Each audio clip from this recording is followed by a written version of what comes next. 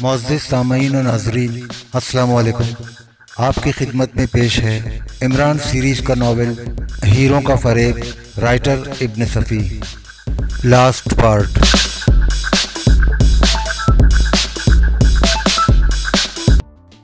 وہ رک گئی۔ لفافہ ہاتھ میں بدستور دبا ہوا تھا اور اس نے اسے اسی طرح اٹھا رکھا تھا کہ دوسروں کی نظریں اس پر پڑتی رہیں۔ اتنے میں ایک آدمی اور بھی آ کر اس کے قریب ہی رکا اور دربان نے اسے بھی رکنے کو کہا۔ مونا نے مڑ کر نئے آنے والے کی طرف نہیں دیکھا۔ چند لمحوں کے بعد کہیں دور سے گھنٹی کی آواز آئی اور دربان نے مونا سے کہا، تشریف لے جائیے محترمہ، اور دوسرے آدمی سے وہیں ٹھہرنے کی درخواست کی۔ مونا آگے بڑھ گئی۔ 10 قدم چل کر بائیں جانب مڑنا پڑا کیونکہ سامنے دیوار تھی اور دائیں طرف بھی راستہ مسدود تھا۔ بائیں جانب تہہ خانہ ہی تھا لیکن زینے نہیں تھے۔ راستہ بتدریج ڈھلان اختیار کرتا ہوا ایک جگہ ختم ہو گیا تھا۔ سامنے ہی بڑا سا دروازہ تھا جس سے دوسری طرف کی روشنی نظر آ رہی تھی۔ ڈھلان اس نے تیزی سے طے کی تھی لیکن دروازے کے قریب پہنچ کر پھر رکنا پڑا۔ یہاں بھی ایک دربان موجود تھا لیکن اس نے بھی لفافے کی طرف دھیان نہ دیا اور وہ داخلے کے لیے قدم اٹھا ہی رہی تھی کہ ایک خوشپوش بوڑھی عورت بائیں جانب سے جھپٹتی ہوئی آئی۔ اس کے ہاتھ میں کاغذ کے پھولوں کی ایک ٹوکری تھی۔ مونا اس طرح چونک پڑی جیسے کچھ یاد آ گیا ہو۔ اس نے آہستہ سے کہا، ٹی ایل، اور بوڑھی ہاتھ اٹھا کر بولی، میں آج بہتر تقدیر کے لیے دعا کرتی ہوں محترمہ، میرا تحفہ۔ پھر اس نے ٹوکری سے ایک سرخ پھول نکال کر اس کے جوڑے میں لگاتے ہوئے کہا، واپسی پر مجھے نہ بھولیے گا، 10 یتیموں اور لاوارثوں کی ذمہ داری مجھ پر ہے۔ مونا زبردستی مسکرائی اور ہال میں داخل ہو گئی۔ ابھی تک اسے کوئی دشواری نہیں پیش آئی تھی۔ جو کچھ بھی ہوتا آیا تھا اس کے لیے غیر متوقع نہیں تھا۔ احمق نے پہلے ہی بتا دیا تھا کہ اسے ان مراحل سے گزرنا پڑے گا، لیکن وہ نہیں جانتی تھی کہ ہال میں داخل ہونے کے بعد کیا ہوگا۔ اس کے بارے میں اس نے کچھ نہیں بتایا تھا۔ ہال میں داخل ہوتے ہی آنکھیں کھل گئیں۔ ایسا ہی معلوم ہو رہا تھا جیسے وہ کسی بہت بڑے اور شاندار بحری جہاز کا ریکریشن ہال ہو۔ بے شمار میزوں پر مختلف قسم کا جوا ہو رہا تھا۔ یہاں پہنچ کر اسے اپنا یہ خیال بھی غلط ہی معلوم ہوا کہ وہ جوا خانہ صرف مخصوص آدمیوں کے لیے تھا۔ یہاں تو اتنی زیادہ بھیڑ تھی کہ کبھی کلب کے ڈائننگ ہال میں بھی نظر نہیں آئی تھی۔ پھر سرخ لفافے کے ڈھونگ کا کیا مقصد ہو سکتا تھا؟ اس نے مڑ کر دیکھا۔ اس کے بعد داخل ہونے والے آدمی کے پاس سرخ پھول بھی نہیں تھا۔ وہ ایک میز کے قریب رک کر کسی سے گفتگو کرنے لگا۔ پھر سرخ پھول اس کے لیے اچھی خاصی الجھن بن گیا۔ کتنی ہی عورتیں ہال میں موجود تھیں لیکن کسی کے بھی بالوں میں سرخ پھول نہ دکھائی دیا۔ پھر آخر اس کا مقصد کیا تھا؟ وہ سوچنے لگی، ممکن ہے دوسروں نے وہ پھول اپنی جیبوں میں ڈال لیے ہوں، تو پھر وہ بھی یہی کرے۔ جوڑے میں تو سرخ پھول بڑا واہیات لگ رہا تھا لیکن وہ ایسا نہ کر سکی۔ یہ بھی احمق ہی کی ہدایت تھی کہ پھول کو ہر حال میں نمایاں رکھا جائے۔ اس نے ٹھنڈی سانس لی اور یوں ہی بے ارادہ ایک طرف بڑھتی چلی گئی۔ دفعتاً ایک آدمی نے اس کی راہ روکتے ہوئے آہستہ سے کہا، 13 کارمن اسٹریٹ، ٹھیک 10 بجے۔ انداز ایسا ہی تھا جیسے کسی شناسا نے دوسرے کو روک کر اس کی اور اس کے اہل و عیال کی خیریت پوچھی ہو اور پھر اپنی راہ پر لگ گیا ہو۔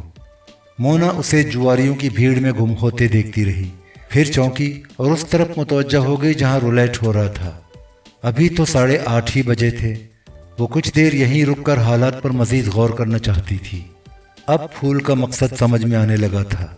ہو سکتا ہے پھول صرف انہی لوگوں کو دیے جاتے ہوں جو تشکر نامے پر پینسل سے لکھے ہوئے حروف بوڑھی عورت کے سامنے دہراتے ہوں، اور یہ پھول یہاں سے کسی دوسری جگہ کے لیے رہنمائی کا ذریعہ بنتا ہو۔ اس نے 2-3 بار چھوٹی چھوٹی رقمیں داؤ پر لگائیں، کبھی ہاری اور کبھی جیتی۔ مقصد جوا کھیلنا ہرگز نہیں تھا۔ وہ تو اسی بہانے کسی جگہ رک کر اس مسئلے پر غور کرنا چاہتی تھی۔ تو گویا اب اسے یہاں سے کارمن اسٹریٹ کی 13ویں عمارت میں پہنچنے کی ہدایت کی گئی تھی۔ آخر یہ سب کیا ہو رہا ہے؟ اس کا کیا مقصد ہے؟ احمق اسے 4 دن پہلے اس کلب میں لایا ہی کیوں تھا؟ اگر شاطر کسی خطرناک گروہ سے تعلق رکھتا تھا تو اس گروہ کی نوعیت کیا تھی؟ الجھن بڑھتی گئی اور اسے وہاں سے روانگی ہی میں عافیت نظر آئی، ورنہ وہ سوچتی رہتی اور داؤں پر رقمیں لگا لگا کر ہارتی چلی جاتی۔ واپسی میں پھولوں والی بوڑھی عورت دکھائی تو دی تھی لیکن اس کی طرف سے بے پرواہ نظر آ رہی تھی۔ مونا سمجھتی تھی کہ وہ اس کی طرف بڑھ کر دعائیں دیتی ہوئی کچھ نہ کچھ ضرور وصول کرے گی، मगर उसने उसकी तरफ तवज्जो तक न दी। मोना कुछ देर बाद डाइनिंग हॉल में पहुंची। अभी तो 9 बजे थे, पूरा 1 घंटा बाकी था। यहाँ से कॉर्मन स्ट्रीट तक पहुंचने में 15 मिनट से ज़्यादा सर्फ न होते। ठीक 10 बजे आने पर जोर दिया गया था, इसलिए वक्त से पहले पहुंचना मुमकिन था कि किसी नई उलझन का बायस बन जाता। उसने एक खाली मेज पर बैठते हुए मुस्तरबाना अंदाज में चारों तरफ नजर दौड़ाई, लेकिन इस बार अहमक कहीं न दिखाई दिया। 10 बजने में भी 5 मिनट बाकी थे कि वो कॉर्मन स्ट्रीट की 13वीं इमारत की कंपाउंड में दाखिल हुई और एक बावर्दी चौकीदार ने उसे बरामदे तक पहुंचाया। बरामदे में धुंधली रोशनी फैली हुई थी, इतनी धुंधली कि यहाँ खड़ा हुआ कोई आदमी 10 गज के फासले से भी पहचाना ना जा सकता। चौकीदार उसे वहीं छोड़कर फिर फाटक की तरफ चला गया। कुछ देर बाद बाईं जानिब से आवाज़ आई, इधर आइए। वो चौंक कर मुड़ी।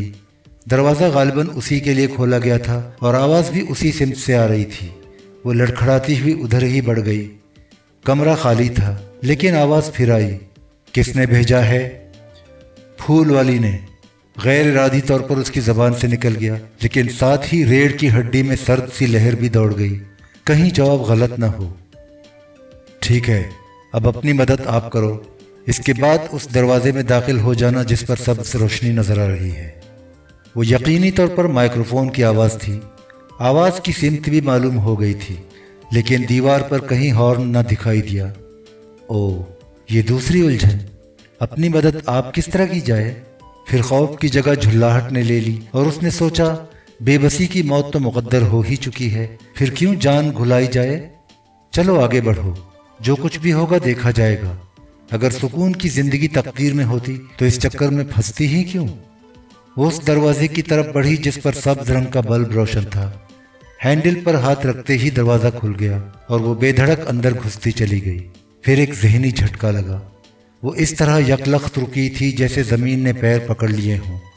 सामने ही 8 या 10 ऐसे आदमी बैठे दिखाई दिए थे जिनके चेहरों पर स्याह नकाबें थी और उनके लिबास भी स्याह थे। चूंकि वो बैठे हुए थे इसलिए लिबास की साख्त के बारे में अंदाज़ा लगाना मुश्किल था। वैसे उसे होश भी कहाँ था कि वो उनकी तरफ तवज्जो दे सकती। दफतन उस कमरे में भी आवाज़ गूंजी जो उसने पिछले कमरे में सुनी थी, ये मोहतरमा अपनी मदद आप नहीं कर सकती। इसके बाद कमरे की फिजा पर बोझल सुकूत तारी हो गया। एक लंबी सी मेज थी जिसके दोनों अतराफ में कुर्सियों पर नकाब पोश नजर आ रहे थे और सदर नशीन भी एक नकाब पोश ही था। दफतन सदर नशीन अपनी बाएं जाने वाली तपाई की तरफ मुड़ा जिस पर फोन रखा हुआ था। किसी के नंबर डायल करके माउथ पीस में बोला, 11वां फर्द भी पहुंच गया। क्या और कोई भी है? नहीं। अच्छा, शुक्रिया। रिसीवर रख दिया गया और सदर नशीन नकाबपोश की तेज आंखें मोना को अपने जहन में चुभती हुई महसूस होने लगी। फिर वो उठता हुआ बोला, आप सब बराह करम दूसरे कमरे में चलिए। सबों के पीछे मोना भी दूसरे कमरे में पहुंची। सदर नशीन उनसे पहले कमरे में दाखिल हुआ था। मोना ने उसे एक जगह दीवार पर हाथ रखे खड़ा देखा। फिर अचानक वो सभी लड़खड़ाते हुए नजर आए। सदर नशीन नकाबपोश तेजी से कमरे के वस्त में पहुंच गया और तब मोना को महसूस हुआ कि वो लोग क्यों लड़खड़ाए थे। कमरे का फर्श बआहिस्तगी नीचे धंस रहा था और जैसे जैसे वो नीचे जा रहे थे ऊपर फर्श की खला बाईं जानिब से बरामद होने वाले एक तख्ते से पुर होती जा रही थी। फिर थोड़ी देर बाद एक धचके के साथ फर्श की हरकत रुक गई। एक बार फिर वो गिरते गिरते बचे और सदर नशीन नकाबपोश ने कहकहा लगाया। दूसरे नकाबपोश उसे हैरान हैरान आंखों से देख रहे थे। दफातन उसने मोना की तरफ उंगली उठाकर कहा, क्यों लड़की, अंदाजन कितने आदमियों का घेरा होगा? घेरा? वो थूक निगल कर बोली, मैं नहीं समझ सकती आप क्या कह रहे हैं। तुम कौन हो? मैं? यकबैक मोना ने संभाला लिया। वैसे उसका जहन अब भी गोया हवा में उड़ा जा रहा था। उसने सख्ती से दांत भेंचकर अपनी कैफियत पर काबू पाने की कोशिश की और जी कड़ा करके बोली, मैं मोना क्रिस्टी हूँ।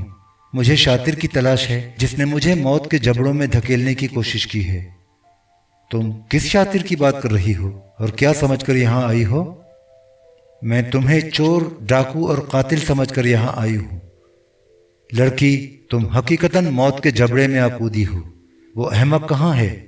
आहा, ये मेकअप, जरा करीब आओ। ओ, अब तो तुम्हारे बाल भी स्याह नजर आ रहे हैं। क्यों? کیا تم خود ہی اپنی اس بدحالی کی ذمہ دار نہیں ہو؟ میں کچھ نہیں جانتی۔ کیا میں اپنی خوشی سے لٹیروں کے اس گروہ میں شامل ہوئی تھی؟ کیا قصہ ہے؟ ایک نقاب پوش نے بھرائی ہوئی آواز میں پوچھا۔ کالی بھیڑ، صدر نشین کا لہجہ تنفر آمیز تھا۔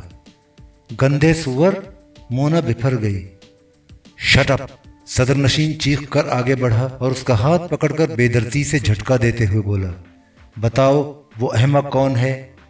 مونا منہ کے بل گر کر چیخی اور ایک نقاب پوش آگے بڑھ کر بولا، او نو نو، پلیز اتنی بے دردی نہیں بیچاری، پیچھے ہٹو۔ صدر نشین نے جھلاٹ میں اسے دھکا دیا۔ وہ چپ چاپ پیچھے ہٹ آیا۔ مونا اپنی ناک دبائے ہوئے اٹھی لیکن دوزانوں بیٹھی رہی۔ ناک سے خون کے قطرے ٹپک رہے تھے۔ او، یہ تم نے کیا کیا؟ وہی نقاب پوش تیزی سے آگے بڑھ کر بولا جسے صدر نشین دھکا دے چکا تھا۔ وہ ان دونوں کے درمیان آ گیا۔ کیا تمہارا دماغ خراب ہو گیا ہے؟ صدر نشین غرایا۔ نہیں، میرا خیال ہے کہ تم سے زیادہ ٹھنڈے دماغ کا آدمی ہوں۔ او، تم مجھ سے اس لہجے میں گفتگو کر رہے ہو؟ وہ کسی زخمی کتے کی طرح غرایا۔ تم سے بھی سمجھوں گا۔ فی الحال تم سیدھی سادھی اردو سمجھنا سیکھو، نقاب پوش نے جواب دیا۔ میں کہہ رہا ہوں کہ لڑکی سے اس طرح پیش نہ آؤ۔ تم جانتے ہو اسے؟ نہیں، اس نے غداری کی ہے۔ کچھ بھی کیا ہو، پیچھے ہٹ جاؤ۔ نقاب پوش نے صدر نشین کو زور سے دھکا دیا کہ وہ دیوار سے جا ٹکرایا۔ او، تو تم بھی غدار! وہ دانت پیس کر بولا۔ یہ کیا کیا؟ یہ کیا ہے؟ دو تین نقاب پوش آگے بڑھے۔ پیچھے ہٹو! لڑکی کا طرفدار بھپر گیا۔ ہم سب خالی ہاتھ ہیں، مجھے اچھی طرح علم ہے، اس لیے اگر کسی سے بھی کوئی حماقت سرزد ہوئی تو اپنے کچومر کو وہ خود ذمہ دار ہوگا۔ دفعتاً کرکراہٹ کی آواز گونجی اور مونا چیخ پڑی، سنبھلو! صدر نشین نے ایک بڑا سا چاقو کھولا تھا۔ لڑکی کے طرفدار نے کہا لگایا اور مضحکہ اڑانے والے انداز میں بولا، میں یہ جانتا ہوں کہ تم چاقو کے مرض میں مبتلا ہو۔ یہ شاطر ہے، یہ شاطر ہے! مونا چیخی۔ میں یہ بھی جانتا ہوں۔ تب تو تم نے بھی اپنی موت کو آواز دی ہے، نقاب پوش نے چاقو کے دستے پر گرفت سخت کرتے ہوئے کہا اور دوسروں سے بولا، گھیرو! انتظار کس بات کا ہے؟ نقاب پوشوں نے اپنے چرمی ہینڈ بیگ زمین پر ڈال دیے۔ لڑکی کا طرفدار بھی اپنا ہینڈ بیگ ایک طرف اچھال چکا تھا۔ سنبھلو! مونا پھر چیخی، یہ خنجر زنی کا ماہر ہے۔ ہائیں، ارے باپ رے! دفعتاً اس کا طرفدار بوکھلا کر پیچھے ہٹ گیا اور مونا کو ایسا محسوس ہوا جیسے اس کی کھوپڑی گردن سے اچھل کر فضا میں پرواز کر جائے گی۔ یہ کس کی آواز تھی؟ یہ کون تھا؟ او! صدر نشین کے بڑھتے ہوئے قدم بھی رک گئے۔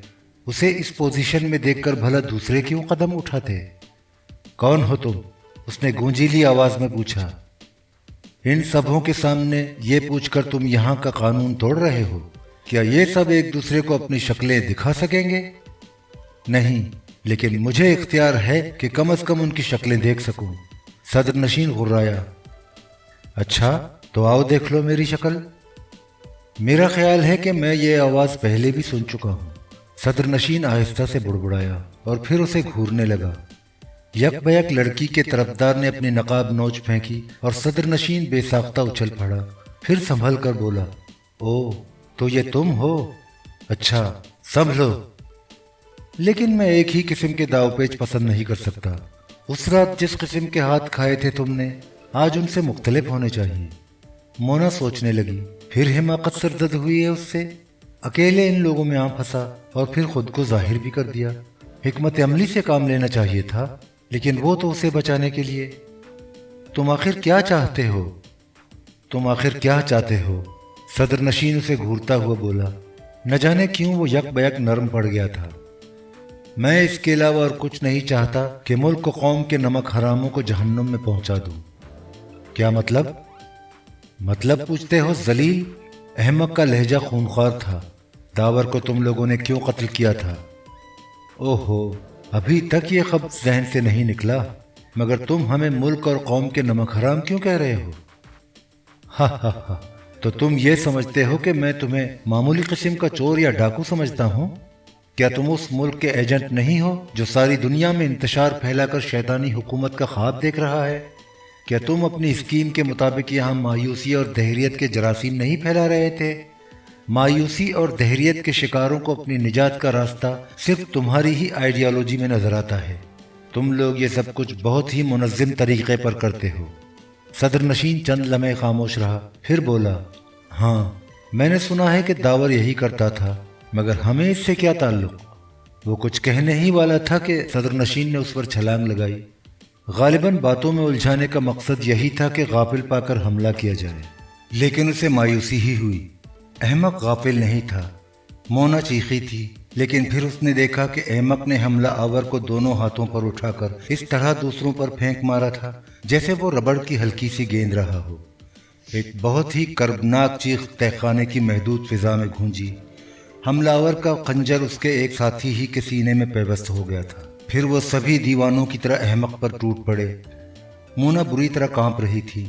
دفتن صدر نشین کا چاقو اچھل کر اس کے پیروں کے پاس آ پڑا اور اس نے اسے اٹھا لینے میں دیر نہیں لگائی۔ اب وہ کسی حد تک مطمئن ہو گئی تھی۔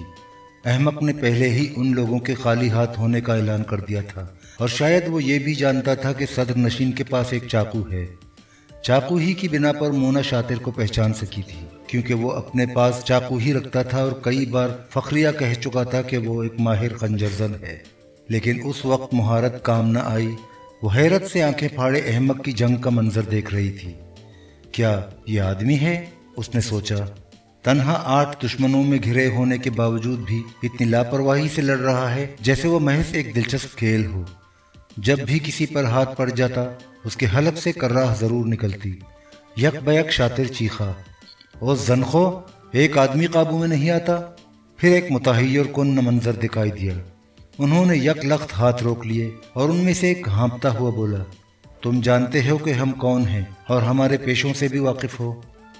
ہاں۔ احمق ہنس پڑا، یہ گدھا کیا جانے، میں جانتا ہوں۔ تم انٹلیکچوئلز ہو، بھلا تمہیں لڑائی بھڑائی سے کیا کام؟ اس کے لیے تو تم غیر تعلیم یافتہ لوگوں کو استعمال کرتے ہو۔ تمہارا کام تو کافی ہاؤسوں، باروں اور ریستورانوں کی میزوں تک ہی محدود ہوتا ہے۔ شاطر کھڑا ہانپتا رہا۔ وہ لوگ بھی کچھ نہ بولے۔ احمق نے مونا سے چاقو لے کر بند کیا اور اسے جیب میں ڈالتے ہوئے بولا، اب جناب شاطر آپ کو ایک غزل سنائیں گے جس کے بول ہیں، مارے ساتھی جانے نہ پائے۔ تم آخر چاہتے کیا ہو؟ شاطر نے بے بس ہو کر کہا۔ احمق جیب سے چاقو نکال کر اسے دوبارہ کھولتا ہوا بولا، معاشرے کے اس گندے پھوڑے کا آپریشن منظر عام پر۔ اب تم اس فرش کو اس کی اصلی جگہ پر پہنچانے کی کوشش کرو، ورنہ تمہارے جسم پر زخم ہی زخم نظر آئیں گے۔ چلو۔ ٹھہرو، شاطر ہاتھ اٹھا کر بولا، کیا تم مجھے اپنی اصلیت سے آگاہ نہیں کرو گے؟ میں تمہارے لیے اس خدا کا قہر ہوں جس کے وجود سے تمہیں انکار ہے۔ جلدی کرو ورنہ میرا کھیل پھر شروع ہو جائے گا۔ اوپر کون ہے؟ میں قدموں کی آواز سن رہا ہوں۔ پولیس۔ پولیس؟ وہ سب چیخ پڑے اور ایک بار پھر انہوں نے اس پر دھاوا بول دیا۔ شاطر پیش پیش تھا، انہیں للکار رہا تھا، غیرت دلا رہا تھا۔ یہ حملہ یقیناً خطرناک ثابت ہوتا اگر چاقو احمق کے ہاتھ میں نہ ہوتا۔ ایک گرا، دوسرا گرا، لیکن تیسری چیخ کے ساتھ ہی پھر کھیل ختم ہو گیا۔ وہ اس کے پاس سے ہٹ کر دیوار سے جا لگے تھے اور شاطر بھی ان سے پیچھے نہیں رہا تھا۔ مونا حلق پھاڑ پھاڑ کر ہنس رہی تھی۔ پھر شاطر کو مجبور ہو جانا پڑا۔ اس نے اس پوشیدہ میکنزم کو حرکت دی جس کے تحت کمرے کا فرش حرکت کرنے لگتا تھا۔ جیسے جیسے فرش اوپر اٹھ رہا تھا، چھت بھی بائیں جانب کھسکتی جا رہی تھی۔ اوپر تقریباً 1 فٹ کی خلا نظر آتے ہی کئی پیر نظر آئے تھے جنہوں نے دائیں جانب والے دروازوں میں سے چھلانگیں لگائی تھیں، اور احمق نے چیخ کر کہا تھا، وہیں ٹھہرو، شکار میرے قابو میں ہے۔ فرش اپنی اصلی جگہ پہنچ گیا اور باوردی پولیس آفیسر دروازوں سے ان کی طرف جھپٹے۔ ان میں سردار گڑھ کا ایس پی بھی تھا۔ دوسرے نقاب پوشوں کی طرف بڑھے تھے اور وہ سیدھا عمران کی جانب آیا تھا۔ میں معافی چاہتا ہوں جناب، اس نے کہا۔ بھلا مجھے کیا معلوم تھا؟ میں تو کل سے آپ کی تلاش میں ہوں۔ سر سلطان نے کل ہی مجھے آگاہ کیا تھا کہ یہ ان کے محکمے کا کیس ہے اور آپ محکمہ خارجہ کے ایجنٹ ہیں۔ اس وقت آپ کا فون ملتے ہی یہاں آیا تھا۔ کچھ کاغذات ملے ہیں لیکن عمارت خالی پڑی تھی۔ ان چرمی ہینڈ بیگوں کو بھی سنبھالیے، ان میں ثبوت ہی ثبوت ملیں گے۔ میں نے سرغنہ کو پکڑ لیا ہے۔ نہیں، وہ میرا ہینڈ بیگ ہے، مجھے دیجیے۔ اور وہی سرخ بالوں والی لڑکی، یہ سلطانی گواہ بنائی جائے گی۔ سرخ بالوں والی لڑکی؟ ایس پی نے حیرت سے کہا، مگر وہ تو مر گئی؟ نہیں، وہ کوئی اور تھی، پولیس کو غلط راہ پر ڈالنے کے لیے قتل کی گئی تھی۔ وہ خضاب تھا، میرا خیال ہے کہ اس کے بالوں کی اصلی رنگت اخروٹ کی سی تھی۔ میں قطعی نہیں سمجھ سکا، ایس پی بولا۔ فکر نہ کیجیے، فی الحال لے جائیے، دیکھیے لڑکی کو کوئی تکلیف نہ ہونے پائے۔ یہ شریف لڑکی ہے، نادانستگی میں ان کے ہاتھوں بلیک میل ہوتی رہی تھی اور مجبوراً ان کے لیے کام کرتی تھی۔ کچھ دیر بعد وہ سب وہاں سے لے جائے جا رہے تھے۔ مونا نے عمران کو روک کر کپ کپاتی ہوئی آواز میں کہا، میں سوچ بھی نہیں سکتی تھی۔ پھر کب ملو گے؟ جلد ہی، تمہیں پریشان ہونے کی ضرورت نہیں، اب تم محفوظ ہو۔ مونا نے ٹھنڈی سانس لی اور اسے جاتے دیکھتی رہی۔ ایک ہفتے کے بعد عمران دانش منزل میں بیٹھا ٹرانسمیٹر کے سامنے اپنی رپورٹ پڑھ رہا تھا۔ سیکرٹ سروس کے سارے ممبر موجود تھے۔ رپورٹ X2 کے لیے تھی۔ اب وہ کہہ رہا تھا، سردار گڑھ کے اس نائٹ کلب میں مجھے وہی آدمی کاؤنٹر کلرک کی حیثیت سے نظر آیا تھا جس کی جیب سے میں نے ہالیڈے کیمپ میں سگریٹ کا خالی پیکٹ نکالا تھا۔ پھر وہاں قمار خانے کا علم ہوا جو چھپی ہوئی چیز نہیں تھی، سبھی اس کے متعلق جانتے تھے۔ سرخ لفافے کے متعلق لڑکی کو غلط فہمی ہوئی تھی، قمار خانے میں داخلہ ان کے بغیر بھی ہوتا تھا۔ اصل چیز تو پینسل سے لکھے ہوئے وہ حروف تھے جو تشکر ناموں پر پائے جاتے تھے۔ یہ حروف ان کے لیے تھے جو اس گروہ سے تعلق رکھتے تھے اور اپنی کارگزاریوں کی رپورٹ شاطر کو دینے دوسرے شہروں سے سردار گڑھ آتے تھے۔ یہ لوگ گیٹ پر ان حروف کو دہراتے تھے۔ انہیں بڑھیا ایک سرخ پھول دیتی تھی اور اسی پھول سے وہ لوگ انہیں پہچان لیتے تھے جن کا کام اطلاع دینا ہوتا تھا کہ آج فلاں جگہ میٹنگ ہوگی۔ روزانہ حروف بدلتے رہتے تھے۔ ان کا طریقہ کار معلوم کرنے کے لیے میں نے اپنی 3 راتیں برباد کی تھیں۔ گروہ میں 2 طرح کے لوگ تھے، ایک تو وہ جو کھلے عام اپنے فرائض انجام دیتے اور دوسرے وہ جو ایک دوسرے کو نہیں جانتے تھے۔ اصل کام یہی لوگ انجام دیتے تھے، یعنی ایک غیر ملک کا پروپیگنڈا۔ کھلے عام کام کرنے والے اسے چوروں اور ڈاکوؤں کو گروہ سمجھتے تھے اور ایک دوسرے کو پہچانتے بھی تھے اور شاطر کو اپنا سردار سمجھتے تھے۔ اس کی دوسری حیثیت ان کی نظروں سے پوشیدہ تھی، وہ باہر سے آنے والوں کو بھی اپنی ہی طرح چور اور ڈاکو سمجھتے تھے۔ اصل کام کرنے والوں نے شاطر کی شکل کبھی نہیں دیکھی تھی۔ شاطر ان میں سے ہر ایک کو پہچانتا تھا اور نہیں چاہتا تھا کہ وہ ایک دوسرے کو بھی پہچانے، اسی لیے اس نے وہ طریقہ اختیار کیا۔ ہال میں ایک وقت میں ایک ہی آدمی داخل ہو سکتا تھا۔ جب تک ایک بھی سرخ پھول والا اندر موجود ہوتا تھا تو دوسرا نہیں جانے پاتا تھا۔ جب وہ وہاں سے میٹنگ منعقد ہونے کی جگہ معلوم کر کے رخصت ہو جاتا تھا تو دوسرے کا داخلہ ہوتا تھا۔ اسی طرح وہ اس عمارت میں بھی ایک ہی ایک کر کے داخل ہوتے تھے جہاں میٹنگ ہوتی تھی۔ انہیں وقت ہی اس مناسبت سے دیا جاتا تھا کہ وہاں ایک دوسرے کا سامنا نہ ہونے پائے۔ میں نے چھپ کر وہاں کے طریقہ کار کا مشاہدہ کیا تھا۔ مائک پر ایک آواز خالی کمرے میں ان کا استقبال کرتی تھی اور ہدایت دیتی تھی کہ وہ اپنی مدد آپ کریں، جس کا مطلب ہوتا تھا الماری کھول کر پلاسٹک کی سیاہ نقاب نکالنا اور چہرے پر چڑھا لینا۔ بہرحال اس رات میں لڑکی سے پہلے ہی وہاں پہنچ گیا تھا۔ اسے وہاں لے جانے کا مقصد یہ تھا کہ اس کا بھی امتحان ہو جائے۔ مجھے شبہ تھا کہ وہ اب بھی انہی کے لیے کام کر رہی ہے۔ اعتراض ہو سکتا ہے کہ میں اکیلے ہی وہاں کیوں گیا تھا، یہ چیز خطرناک بھی ثابت ہو سکتی تھی۔ ہاں، خدشہ تھا، لیکن اس طرح میری ہی زندگی خطرے میں پڑتی، دوسرے محفوظ رہتے۔ میری عادت ہے کہ غیر یقینی حالات میں اکیلے ہی کام کرتا ہوں۔ ویسے میں نے احتیاطاً پولیس کو بھی فون کر دیا تھا۔ یہ بات پایہ ثبوت کو پہنچ چکی ہے کہ اب شاطر ہی یہاں اس تنظیم کا سرغنہ تھا۔ پہلے 2 آدمی تھے، ایک داور اور دوسرا شاطر۔ شاطر خود سر آدمی ہے، اپنی بڑائی داور سے بھی منوانا چاہتا تھا، لیکن داور ذہنی صلاحیتوں کی بنا پر اس سے بھاری پڑتا تھا، لہٰذا آئے دن دونوں میں چکچک رہتی تھی۔ آخر کار شاطر نے ایک پلاٹ بنا کر اسے ختم ہی کر دیا۔ سادی اینڈ سنز کے یہاں کاؤنٹر پر کام کرنے والوں میں سے بھی ایک تنظیم سے تعلق رکھتا تھا، اسی نے شاطر کے کہنے پر ہیرے اڑائے تھے۔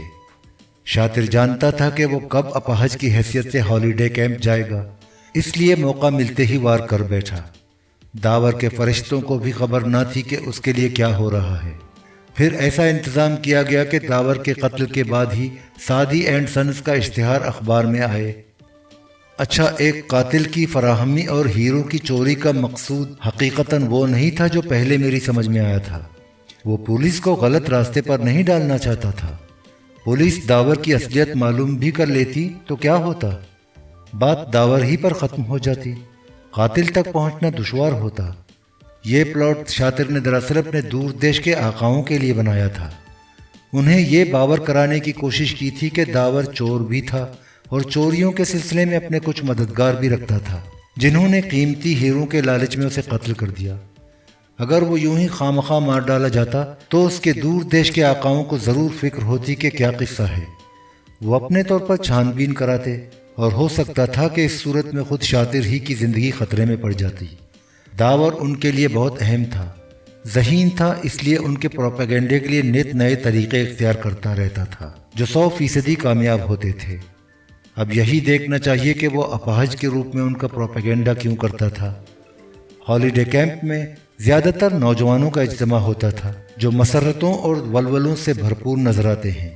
مستقبل کے متعلق ان کے خیالات رجائی ہوتے ہیں، لیکن داور ان میں مایوسی اور دہریت کے جراثیم پھیلاتا تھا۔ وہ اس کی باتیں سن کر سوچتے تھے کہ اتنے فرشتہ سیرت آدمی کو خدا نے اپاہج کیوں کر دیا؟ کیا یہ انصاف ہے؟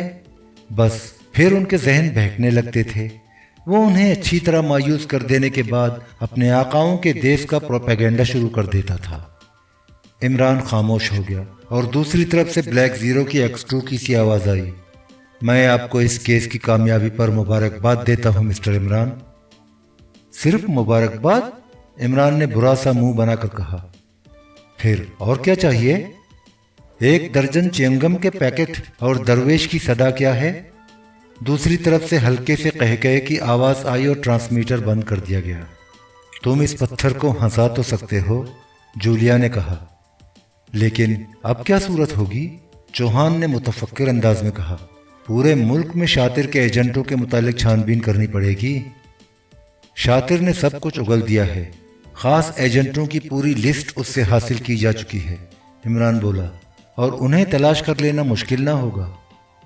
مگر نجمی کا کیا ہوا؟ جولیا نے پوچھا۔ کیا وہ اس سازش میں شریک نہیں تھا؟ نہیں، اس کے فرشتوں کو بھی علم نہیں تھا کہ داور حقیقتاً کون ہے۔ پھر وہ اشتہار داور کی زندگی ہی میں کیوں نہیں شائع ہو سکا تھا؟ صفدر نے پوچھا۔ کاؤنٹر پر کام کرنے والا تیسرا آدمی جس نے ہیرے چرائے تھے نجمی کو چکر دیتا رہا۔ اس کی گرفتاری تو داور کی موت کے بعد ہی عمل میں آئی تھی۔ اشتہار اس نے اس مناسبت سے شائع ہونے دیا تھا کہ داور کی موت کے بعد ہی منظر عام پر آئے، اس سے پہلے نہیں۔ اسکیم پہلے سے تیار کی جا چکی تھی، اس لیے طوفان آ جانے کی بنا پر پوری طرح اس پر عمل نہ ہو سکنے کے باوجود بھی اس میں کوئی تبدیلی نہ کی جا سکی، یعنی کسی آدمی کو قاتل کی حیثیت سے پیش کیے بغیر ہی اسے قتل کر دینا پڑا تھا۔ شاطر جانتا تھا کہ صبح اشتہار ضرور آ جائے گا، اس کی اشاعت کسی طرح بھی نہ رکوائی جا سکے گی، لہٰذا اگر داور اس رات زندہ ہو جاتا اور خود اس اشتہار کو دیکھ لیتا تو شاطر تحت الثرى میں جا چھپنے کے باوجود بھی اس کے ہاتھوں سے نہ بچ سکتا۔ اور یہ لوگ اتفاقاً تم ہی سے آ ٹکرائے، جولیا بولی۔ قدرت، دنیا کا کوئی مجرم بھی سزا سے نہیں بچ سکتا، قدرت خود ہی اسے اس کے مناسب انجام کی طرف دھکیلتی ہے۔ اگر ایسا نہ ہو تو تم ایک رات بھی اپنی چھت کے نیچے آرام کی نیند نہ سو سکو، زمین پر فتنوں کے علاوہ اور کچھ نہ ہوگے۔ مونا ضمانت پر رہا کر دی گئی اور اسے رانا طہور علی والے محل میں رکھا گیا تھا۔ ایک دن وہ عمران کے متعلق جوزف سے گفتگو کر رہی تھی۔ کیا اس کا دنیا میں کوئی نہیں ہے؟ اس نے پوچھا۔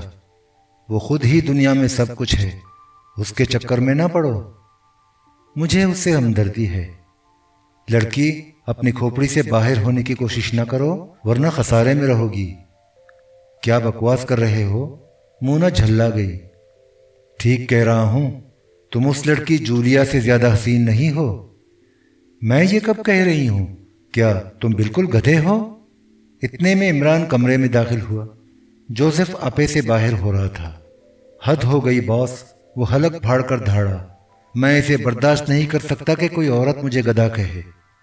तब तुम दुआ मांगो कि गधे भी आदमियों की तरह गुफ्तगू करने लगे, लेकिन वो सबसे पहले मुझसे पूछेंगे कि मैं लड़कियों को देखकर सर के बल क्यों खड़ा हो जाता हूँ। मैं खुद भी पूछूंगा, जोसेफ ने तेज लहजे में कहा। मुझे भी अच्छा नहीं लगता, ये बहुत बेहुदा है, मूना ने कहा। आदमियों की तरह गुफ्तगू कर ही नहीं सकता। सुना बॉस, तुम सुन रहे हो? अच्छा तो ये लो। उसने पागलों की तरह दीवार से सर टकरा दिया, टकराता ही रहा और वो दोनों चुपचाप कमरे से निकल गए। खत्म शुद।